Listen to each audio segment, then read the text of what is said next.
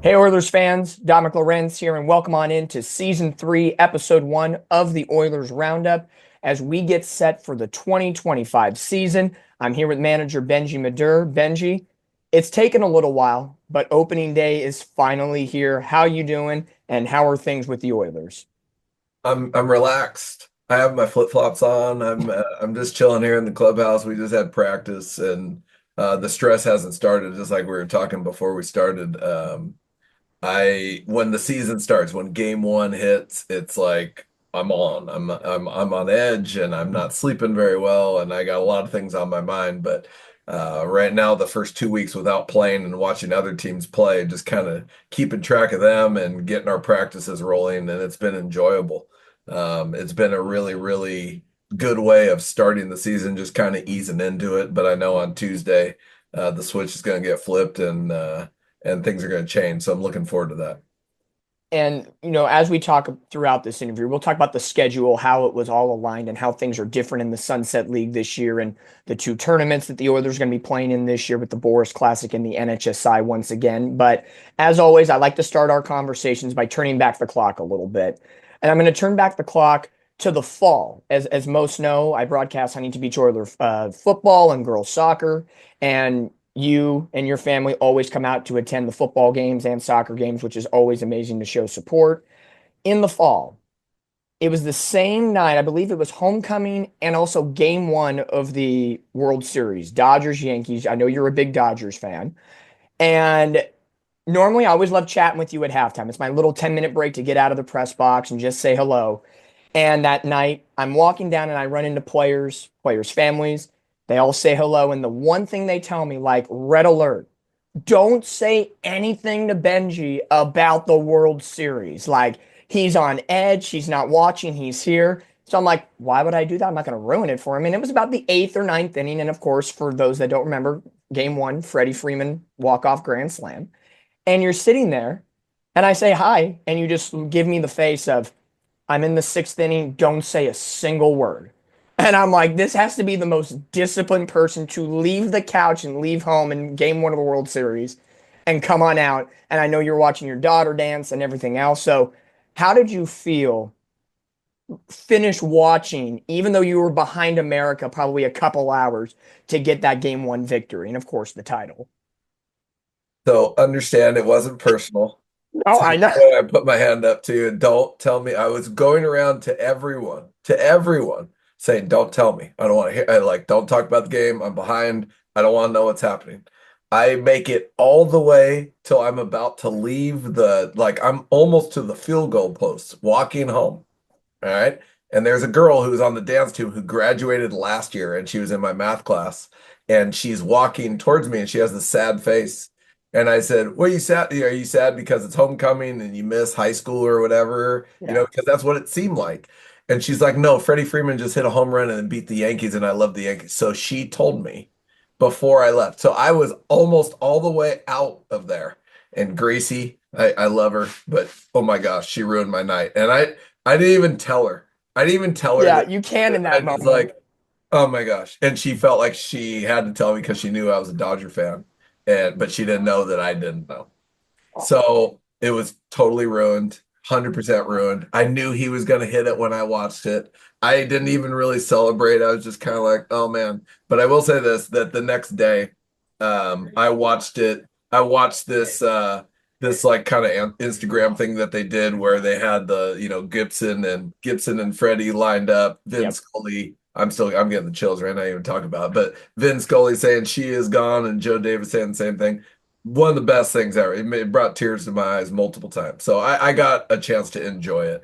But I don't even know what I would have done if I watched that live. I would have probably I I would would pay I would pay anything to couch have open. cameras inside the home to Oh man. watch that referee. And I'm not the only one. I'm sure everybody went ballistic, but like I saw Gibson's home run when I was in the eighth grade. And I remember almost crying then. Yeah. And I did shed a tear on this one the next day for sure. I can't have that same feeling because we've discussed many times. I'm an Angels fan, and that's already detrimental as it seems already. I'm But sorry for that. thank you. And from the perspective of, the Joe Davis, Vince Scully situation, that as a broadcaster, that gives me chills. Yeah. That's something that I've, would like to have in my career at one point. So I'm glad that gives chills to you. And again, tip of the cap, Dodgers World Series champions keeps you happy for a little while until Yeah. this baseball season. It all begins again. Right. Now, looking at how things begin again after the Oilers last year, it's a nickname that maybe some have given you, some have not. The perpetual semifinalists in so many phases last year. If it was Boris Classic, NHSI, Division One, regionals. Sometimes it brings back painful memories, but it's those teaching tools that you as a manager and the rest of the coaching staff look for the next season. Talk to me a little bit about how you feel overall last season went, and for those that are still on the varsity squad now, if it's seniors, juniors, sophomores, whoever they are, what can they learn from last year that will really help moving forward this year? Uh, with when you have a team, and it's kind of hard to like put this into words, so I'm going to do my best, but it's continuous. The culture is continuous. It doesn't like there isn't a bookend to it. You know what I mean? And I know the season ended last year and we said bye to seniors and they're not around this year. Um, but what happens in a team that has the culture that we have, it's living, it's breathing, it's continuous, and it's a part of this journey. And so this team this year has a journey that it's been on for the last couple of years. And there's learning experiences that we can take from those losses last year.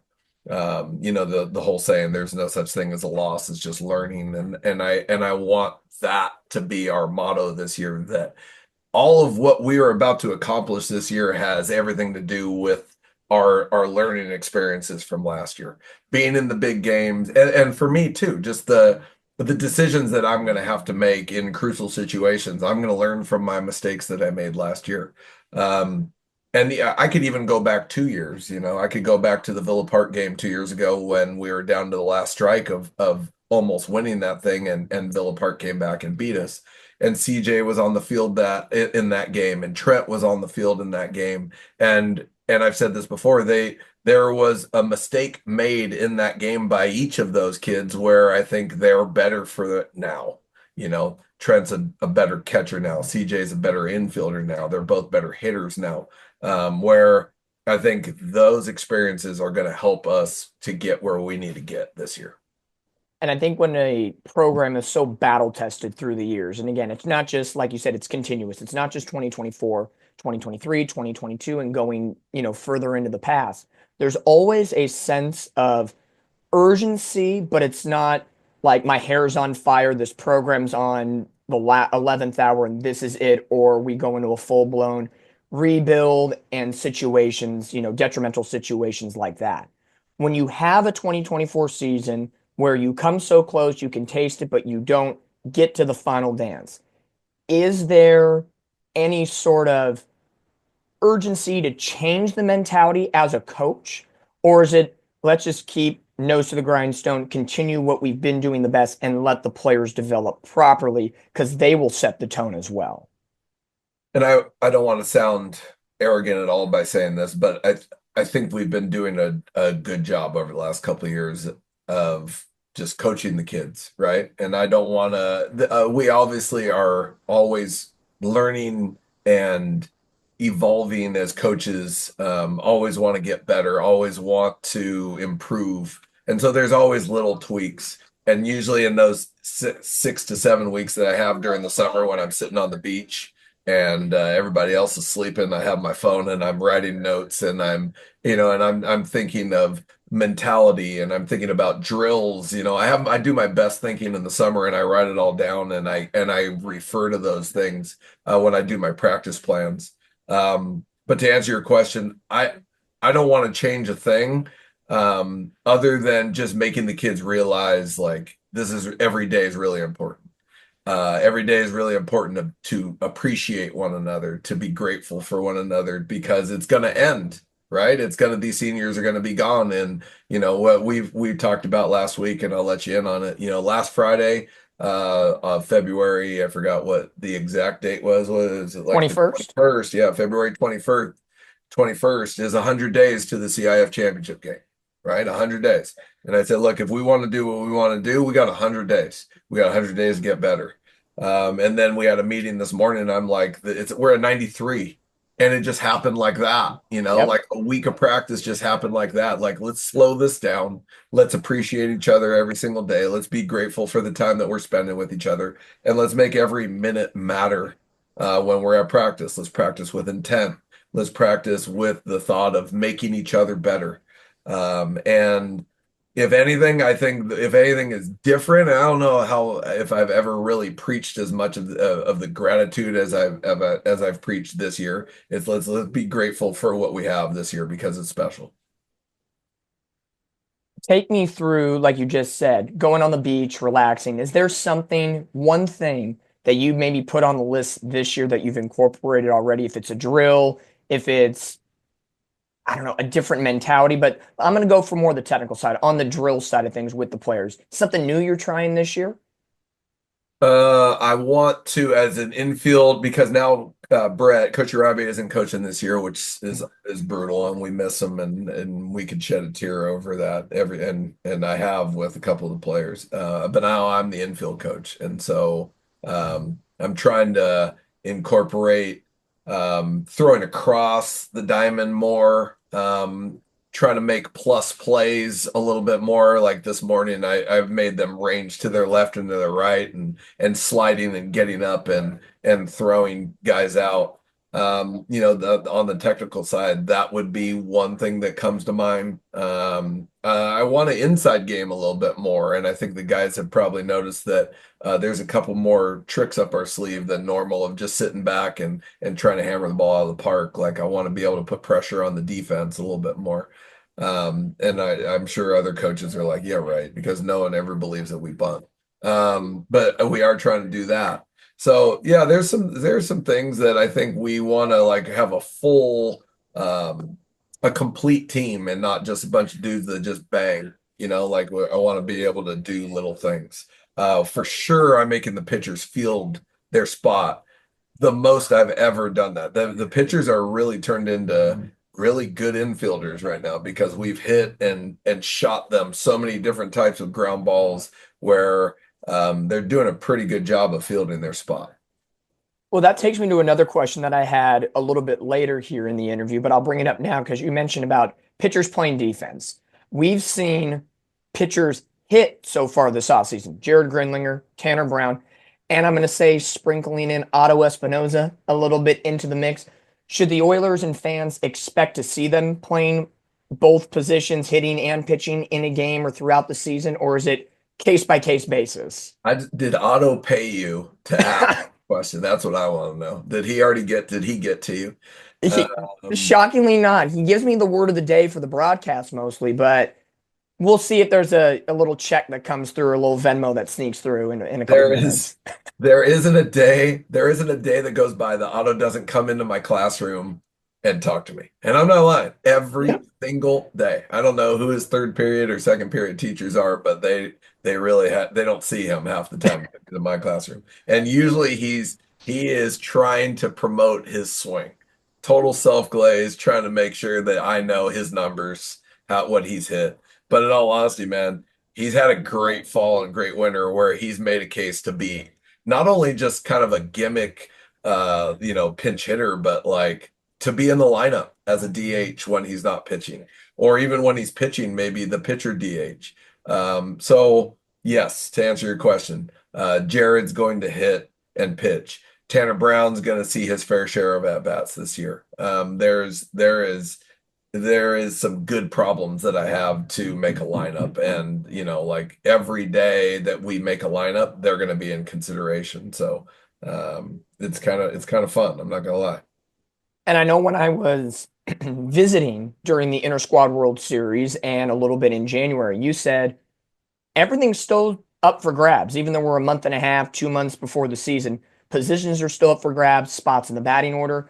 They still got to take it seriously. This isn't the offseason where I know I'm a senior or junior, I got a guaranteed spot. There's still something to work for because there's someone chomping at the bit right behind. Right. And we've always preached, let's make the second team better than the first team. Like let's coach the heck out of the second team because we know that the second team is going to push the first team. And right now we're at a point where every time we go to make a lineup, we have to consider a bunch of guys to be in the lineup. And if I was a starter, I'd have to work really, really hard to keep my spot. If I'm a bench player, I'm thinking I got a shot at this. I got a shot of playing every time that we have a game. So yeah, I mean there's a couple guys that know that they're staples and they're going to be in the lineup. But for the most part, it's like, where am I going to hit though? And if I'm on the fringe, like, all right, yeah, that someone's pushing me, so I better be on point at practice. And I think that's what makes our program really, really successful. And I think too that's kind of the art of being a manager, trying to put the puzzle pieces in the right direction and on a game to game basis, essentially, because how you guys prep for Harvard Westlake may be different than how you prep for Aquinas in the first round of the Boris Classic in that sense. Speaking of the Boris Classic, you said these exact words last year. Myself and our coaching staff are gluttons for punishment when it comes to scheduling. So I will ask again. 27 game slate at the moment, or 28 games, depending on how the Boris Classic goes. One non league game, two tournaments, which equates 8 games, and then 18 league games this year in the revamped Sunset League. Talk to me about how the revampment of the Sunset League came about. And even though you've enjoyed this little time off at the early onset of the season, is there any point of that schedule where you say, okay, let's mentally prepare for this because it's just not the physical part of the game, but just getting the brain and the body ready to roll for multiple 4 games in a row stretches. Right. We were in an 8 team league that was separated into 2 4s.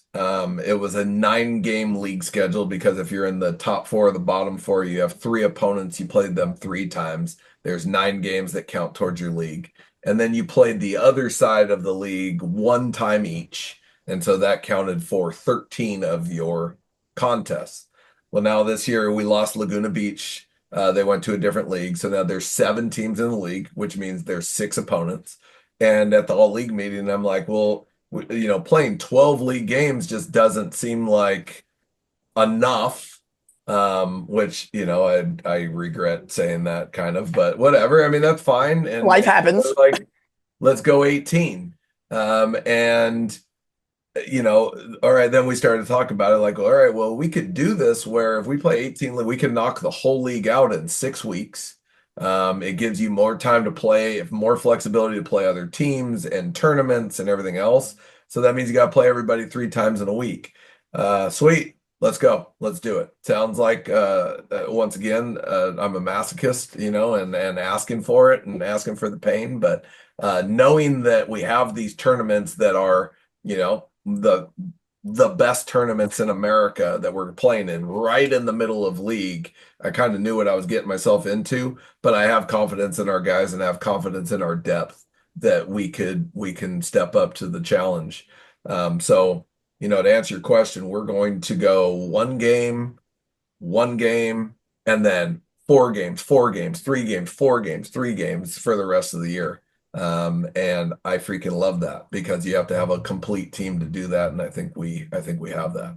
I know when we have those 4 game a week weeks, I might just need a bunk at someone's house in Huntington Beach instead of making that drive back to Corona every day. Yep. And then we're going to need that just to kind of settle everybody out, get everybody on the same page. And it's just one of those situations where you're thankful a little bit where Boris and NHSI don't go back to back. You got a week of league games against Corona Del Mar in the mix. So that kind of helps, that masochist mentality of let's just throw the gauntlet at everybody and hope, wet noodles on the wall and hopefully it sticks. Right. And that's the thing. It's like you go from Boris.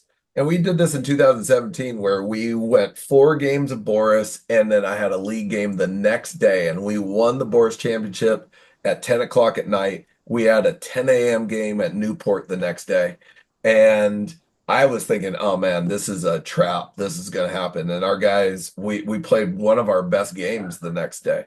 There's something about playing and like playing game after game after game where we've practiced. We've done our work, and we're going to continue to practice. But when you are ready to go, which I think we are all ready to go, playing game after game almost feels like, what the big leaguers go through. And if there is a setback and we do lose, there's not much time to like really do, like, the worst thing in the world is losing on a Friday and then you don't play again until the following Wednesday. You got 5 days to just friggin' stew on it. But it's the best when if you lose a game and you're playing the next day, hey, let's go. Let's get right back on it. And I like that about our schedule. I think that really it favors us. I think we can do well with it. You can right the wrongs very quickly in that Yes. sense. Yes. Now, remind myself and remind those viewing at home, what year is this for you at Huntington Beach? 25, 25th. 25th year for Benji Medure at Huntington Beach. It's a long, outstanding tradition. When people think about Huntington Beach, you're the face that comes up in the dictionary book at that point. It's a staple. This is one thing that I think is new, at least for this being my third year in Huntington Beach. The preseason rankings come out, and I know a lot of people like to put a lot of solace into the preseason rankings and how does that set the tone for a season, and does this change anything? Huntington Beach right now currently ranked third nationally, and I know one team that's ranked number one locally, Corona High, someone that has a long history against Huntington Beach last season. How much solace do you put in the preseason rankings, or is it just smoke and mirrors and you still got to go out and play because the rankings might not mean anything at the end of the day?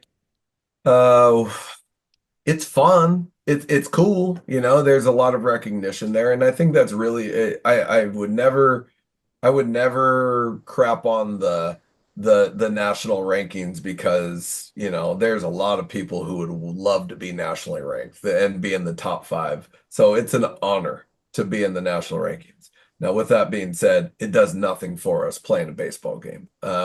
We were number one in the nation in 2016, and we started the season 2-4, right? Out of the national, we went from the best team in the best team in the country, And drop. to no one even knows who we are anymore, right? Like, Yeah. it happens like that. So it's like, what have you done for me lately, kind of thing, and it's great, and it's almost kind of fun to start late because hey, we're still in the national rankings, guys. But really, when it comes down to it, where are you on May 31st? Where are you then? Because until then, it doesn't really matter what your national rankings are. We want to be national champs. We want to finish first in the nation on May 31st. That's what we want. That's what we've talked about. That's what our goal is. If we don't get there, is it a failure of a season? No. I know our guys are win or die kind of thing right now, but like in the end, I want to look back and see the whole body of work and see what we've done and be proud of it. I'm already proud of these guys. I love them. I think they're a great group. That's our goal. That's what we're shooting for. And so, if we look at the rankings and we're number one at the end, or we're in the top five, or we're in the top 10, hey, that's a heck of a year right there. And I'm pretty proud that we're starting there. You also are rated highly in commitments going to Division One. So there was a post that came out a couple months back that Huntington Beach Oilers second in the nation in terms of players that have had commitments to Division One colleges.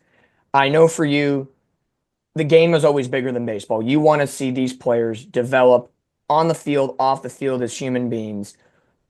Is that kind of the same mentality going into being number two with 14 commitments right now? And how excited are you? I know signing day happened on campus a couple weeks ago. How much joy does that bring you when you see your players getting excited about the next level, even though that there's still business here at HB? Uh, it's funny you brought that up because last night, in between the Modern Family series that my daughters watch and Life with the Walter Boys or something else, I'm like, hey, can I watch a little bit of college baseball real quick? Just and so on the app, I can just I can get the games and. I was sitting there with Tegan on the couch, and I'm like, I click on this game, and I'm like, well, Dumino's in this game right here, and then I saw him hit, and I'm like, okay, switched over to the ASU game. Betty Jacobs is throwing in this game right here. switch over to the SC game. Well, Dean's playing first base. Let's see if Brian Trujillo's playing at Utah. Let's see. And I was just going boom, boom, boom down the line. And I swear I could stop at almost every icon in a row, and we had someone playing in a game. That for me, that's everything. And I'm so proud of the guys that are committed to colleges right now. It means a lot to me because I know I'm going to be able to sit on a couch and watch them play at a higher level that we're playing at right now. And it's awesome. I don't if I keep going about this, I'll get emotional. But like honestly, it's such a cool thing to be a part of their journey and to watch them do their thing, where everyone can watch them do their thing, and just know that I had a little piece of that. And I promised you at the first pitch dinner that when we would do this interview, I was not going to make you emotional. We took that in, I took the cake last year, unknowingly getting you emotional, but we're going to keep it there. But is it different for you to watch the players that you've coached on TV or even in person, but you're not their coach and you're a fan? Is it like, are the wheels still turning in your mind where it's like, oh, two steps to the left, remember your form? Like, is that coach still in you in that sense? I went to go watch Jake Vogel play in a minor league game a couple years ago, and I forgot what he did in the outfield. Yeah, I think he did something where I yelled from my seat at him. I didn't even I like honestly, I didn't even, Instinctual. yes, I yelled something at him like go or whatever it was, and I yelled it loud enough where he said he heard me.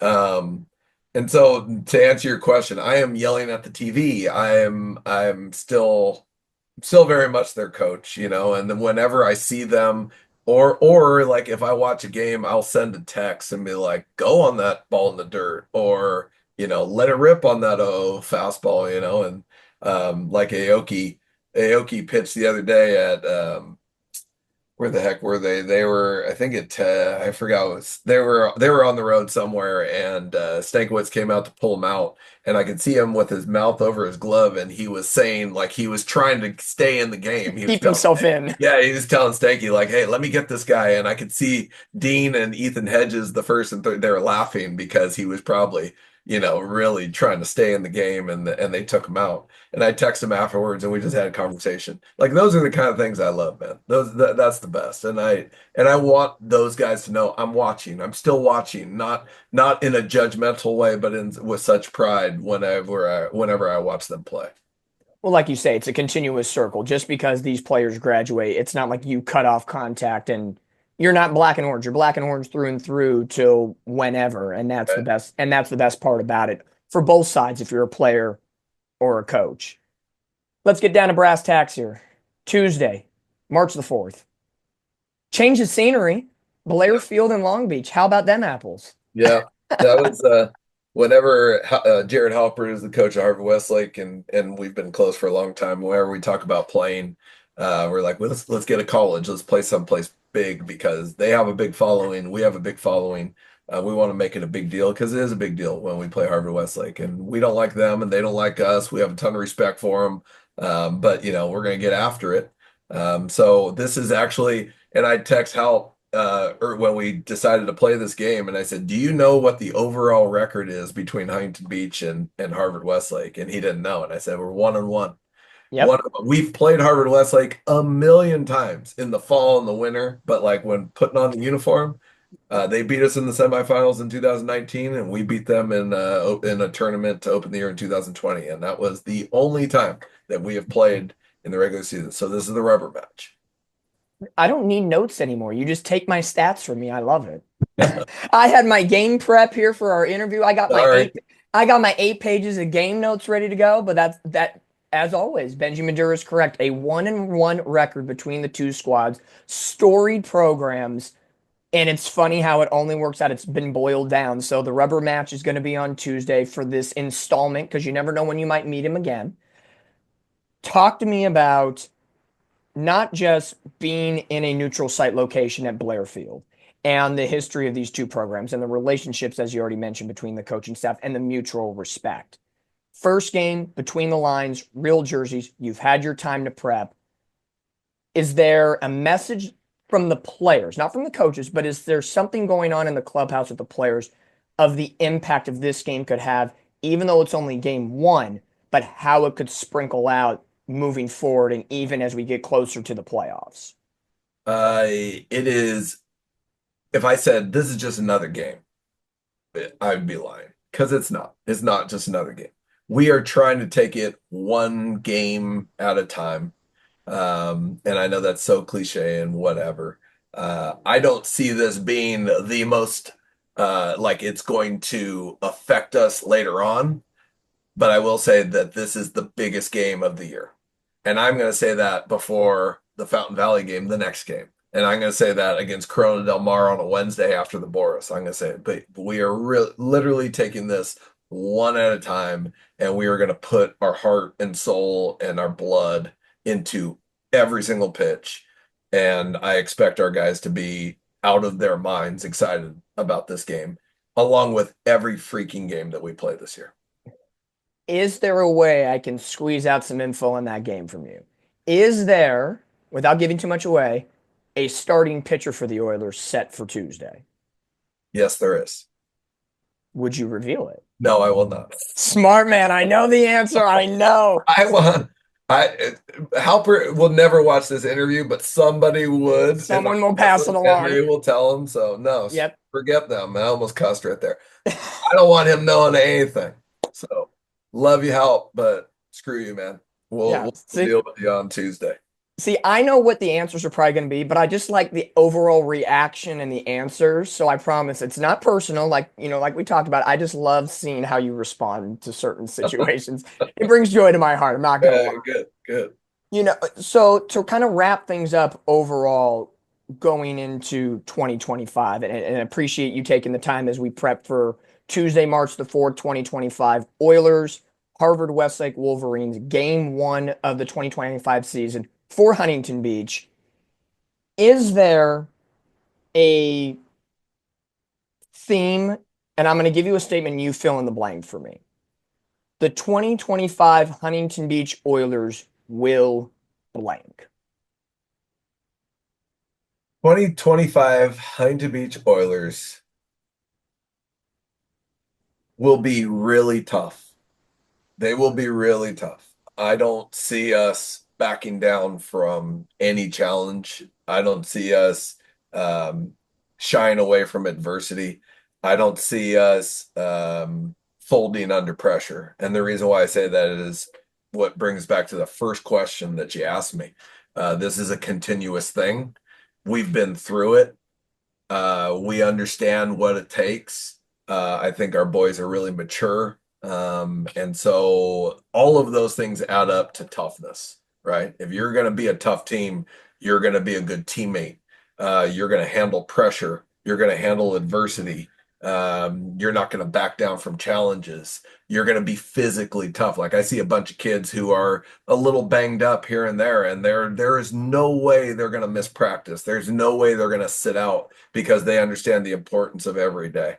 So you're going to see toughness out of this team more so than any other team that I've had. Well, if they're showing toughness, I will bring toughness to the broadcast. Hey, I did it every game last year with the exception of NHSI. You saw me running with them to start warm-ups.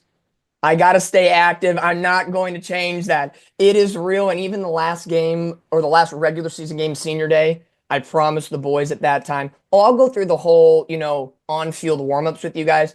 5 minutes in, I'm like, oh my gosh, I'm almost 30. I'm out of shape. What am I doing with my life?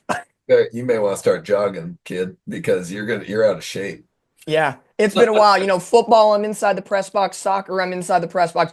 This is a outdoor, full-on experience. Yeah. Hey, on Tuesday the 4th, I'm going to miss seeing the beautiful architecture of Huntington Beach's baseball stadium, how you prune the grass beautifully and get the design set. So, yes, we'll have to postpone that until the 13th when we play Fountain Valley, Right. I love the designs that you put in the grass. The meticulous work you do is amazing. I will tip my cap to you on that one. Thank you. I appreciate it. A lot of work goes into that, but yeah. There is no ops staff that helps out. It is all you. and the It, coaching staff it's me, and the Bernie, players. Bernie, and Coach Mick are the ones that are mowing it. So, and we hold each other to a very high standard when we do it. So it's good. Yeah, see, luckily I don't have a big grass here at the house. I'd be like, hey, want to come on over? And you're like, no, I do it enough. I don't need to do it every, Right, this is your right. time. Exactly. Exactly. Absolutely. Well, Benji, thank you so much for taking the time. Year 25 for you at the helm of the Huntington Beach Oilers. They get set Tuesday, March the 4th, 2025 at Blair Field for a 5 p.m. first pitch as the Oilers take on Harvard Westlake to kick off their year. It's going to be a wild, wacky, masochist type of year. That's just how Huntington Beach likes to do it. And we're going to manifest, as always, great things for this Oilers squad this year. Benji, thanks for taking the time here on episode 1 of season 3 of the Oilers Roundup. We look forward to seeing you at the game. And Benji, as always, thanks for taking the time. Thanks, Tom. See you on Tuesday.